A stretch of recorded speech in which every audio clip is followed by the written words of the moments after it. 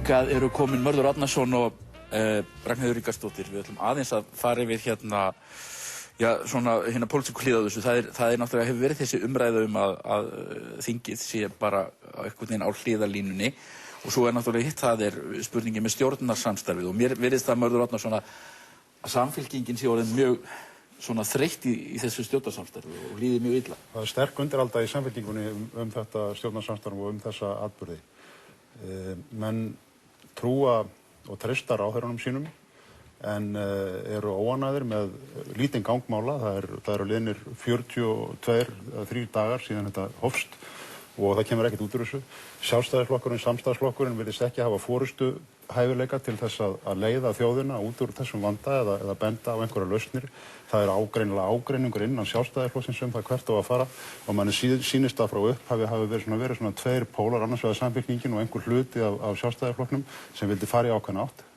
EMF, ESB, nýja seðlabankastjórn, einhverja endurnýjun, uppstokkun og ræðum framtíðina og hins vegar sé gamli Sjálfstæðisflokkurinn í einhvers konar heimastjórnarflokkurinn í einhvers konar innri vandamálum að berjast við sjálfan sig og reyna að átta sig á hlutunum og það er helst sem sé sú leið að loka landinu, að fara aftur í gamla kerfið og byrja aftur á hagsmunastreiði sem var svona árið 1950. Við sjáum ekki hvað kemur út úr þessu og ég held að nú verði að fara eitthvað að gerast í þessu og ég veit að mjög margir Samfylkingarmenn eru sammála mér það. Og hvernig ætlið þið að fá það fram? Hefurðu áhuga á því viltu slíta þessu stjórnarsamstarfi? Ég held að bara í stjórnmálafræði 101 að þá myndum maður segja að 29. september þegar Glitnir féll eða þá daga að þá breyttist þessi ríkisstjórn. Hún breyttist úr sterkri ríkisstjórn tveggja flokka sem hafði afrekað ýmislegt og hún verður nú kannski að lokum frægari fyrir það sem hún gerði ekki en fyrir það sem hún gerði í starfsstjórn með mjög takmarkað umboð. Umboð til þess að leysa úr mála næstu daga. Sú stjórn sem ætlar að gera meira og margar af þeim ákvörðunum sem við erum að taka núna eru mjög brýnar og hafa mikil áhrif yfir í framtíðina þannig að það er líka spurning umboð til þess að sú stjórn sem ætlar að taka á málunum og móta nýja Ísland, hún verður að hafa umboð. Hún verður að hafa sterkt umboð frá kjósendum eða minnst ástu frá fólkinu í landinu. Nú það, þegar maður segir umboð þá segir maður næst kosningar og ég held að það sé mikilvægt að verði kosningar. Það eru 45 dagar í stjórnarskráni í kosningar. Ef það verður boðaðar núna, þá geta það fyrir fram jólin. Ég er ekki að mæla með því, en það er svona stuttur tími. En þú vilt fara að fá kosningar?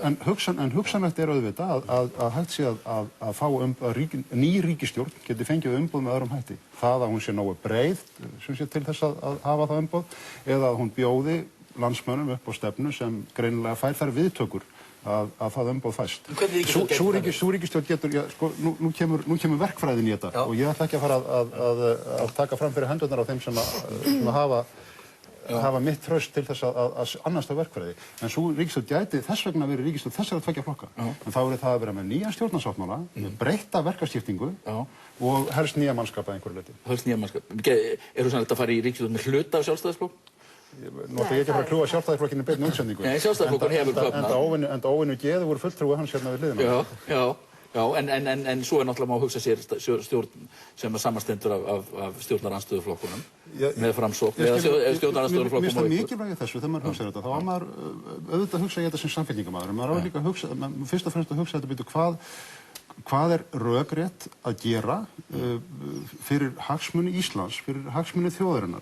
Og það er það að þjóðin þarf að veita stjórnmálamönnum, það stendur yfir stjórnmálakreppa í kjölfar efnahagskreppunnar. Hún þarf að veita stjórnmálamönnum umboð til þess að vinna sig út úr vandanum, til þess að hafa forystu það að vinna sig út úr vandanum. Það umboð vantar þá stjórn sem núna situr. Ragnheiður, hvað finnst þér koma til greina að mynda nýja stjórn, kjósa? Mér finnst í augnablikinu alveg galið að fara í kosningar.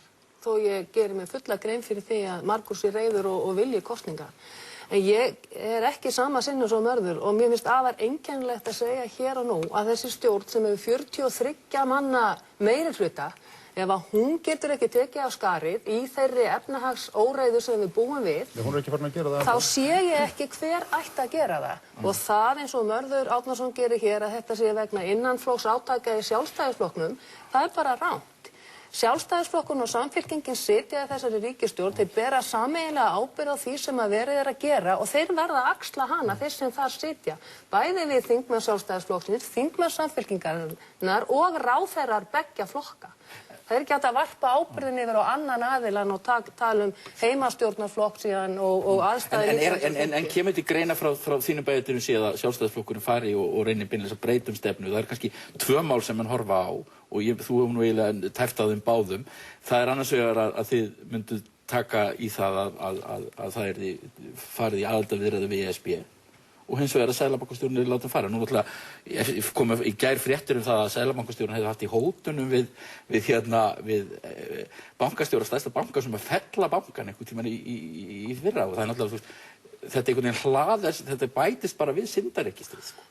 Egill, ég skrifaði grein og það er bara mín skoðun að peningamálastefnan, hún hefur beðið hnekki. Það er alveg ljóst og við stöndum frammi fyrir þvílíku árferði nú að það verða allir að endurskoða og meta stöðuna. Jafnt við sem sitjum í Sjálfstæðisflokknum, jafnt þeir sem hafa verið gegn ESB og þeir sem að vilja ESB.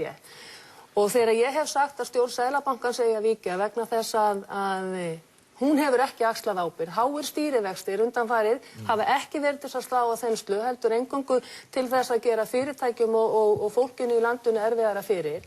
Uppákoma eins og er í markaðinum í gær, þar sem að einn seðlabankastjórana er vændur það sem að það er sagt. Ekki ætla ég að taka afstöðu til þess, en eingöngu það að slíkt kemur fram í fjölmiðlum nú á þessum tímum er afar erfitt og er afar slæmt. Og ég held að Sjálfstæðisflokkurinn eins og allir aðrir flokkar muni nú í þessu árferði endurskoða og meta það sem að gert hefur verið og þeir verða að taka ný skref. Það er algjörlega ljóst að við búum í breyttu samfélagi, við höfum enga trú út í hinu stóra heimi, við verðum að skapa traust á Íslandi aftur innan alþjóðasamfélagsins.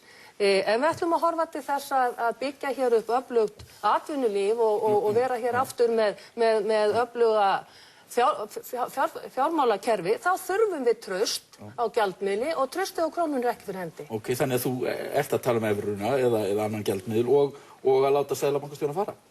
Er ekki bara, ef við segja þetta bara beint út á þess að vera með nokkra málengi? Ég vil að bankaráð og bankastjórn Seðlabankans víki. Ég vil líka að það sé endurskoða hverjir sitja í fjármálaeftirlitinu og hvernig þeir hafa staðið sína plikt þar, vegna þess að það er algjörlega ljóst í mínum huga að fjármálaeftirliti hefur alveg að plikka eins og Seðlabankin. Það er bara algjörlega klárt.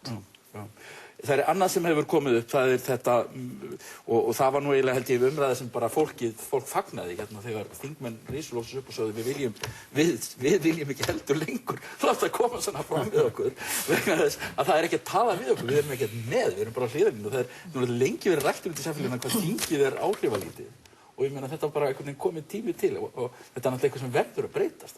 Nei, ég er algjörlega sammálaður í því. Ég er búin að sitja á þingi 1,5 ár og vinnulagið inn á þingi er allavega manneskju eins og mér sem að kemur úr sveitarstjórnargeira og sem skólamanneskja algjörlega framandi og því þarf að breyta. Það er algjörlega kýrskýrt. Ég hef heyrt það frá fólki sem hefur komið inn að það bara hafa orðið fyrir áfalli nánast yfir því hvað það er einhvern veginn lítið haft með því ráðum. Já, það er ótrúlegt að það skuli sitja 63 þingmenn á Alþingi og hafa setið undanfarin ár og það hefur engum tekist að breyta einu sem framfer þarna innan þessara veggja í betri átt, að mínum mati.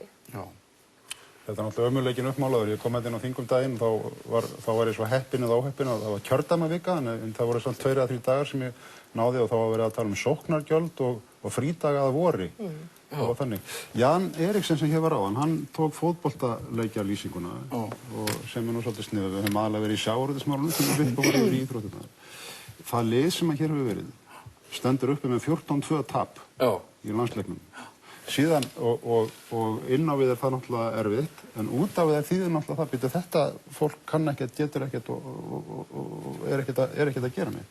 Síðan kemur næsti leikur og þá hleypur sama liðin á völlinn og tapaði 14-2 með sama landsliðsþjálfarann og sama liðið í stjórn KSÍ. Fyrir mætir einhver á völlinn. Ég ætla að þakka ykkur öllum fyrir komuna hjartanlega, Mörður, Ragnheiður, Sigurbjörg og Jónas Martfólk. Ég fáum Andra Snæ Magnason eftir hagfræðinga og Vilhjálm Árnason.